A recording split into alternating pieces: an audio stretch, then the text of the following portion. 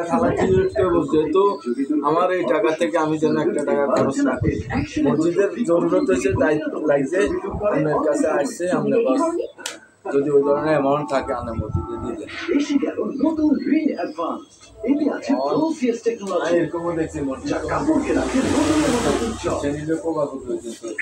না মসজিদ কমিটিরা যে আগে মান্য আমি বুঝতাম মসজিদ কমিটি ওইসে খাইয়ে না। মসজিদ কমিটি আমাদের শহর এলাকাতে ওইসে খায় না, এই খায় লাগবে অংশ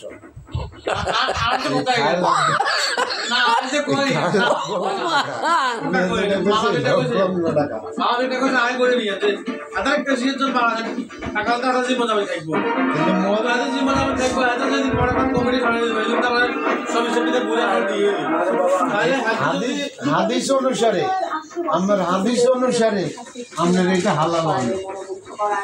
হাদিস অনুসারে হালাল হয় না কেন? হাদিস অনুসারে কত হইল যে আপনার কাছে যে আমানত থুইছি এই আমানত আপনি বাইতে নাইতে না, আপনি উপেশ থাকলে এটা খরচ করতে নাইতে না। খরচ করতে হইলে আপনার জরুরি ভিত্তিতে খরচার দরকার কোনোভাবে হাইতেছেন না, এখান থেকে আসে তাহলে ওই কমিটির লোকেরা আপনি বলতেই পারেন, বলিয়ে খরচ করতে হবে না, আমি এটা খরচ করিয়ে কালকে বা পরশু দিন আমি জোগাড় করি, আমার টাকা তো আমি করে দেব।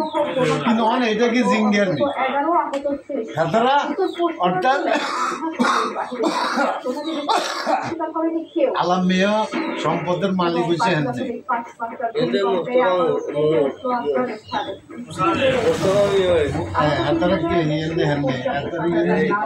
মিলনের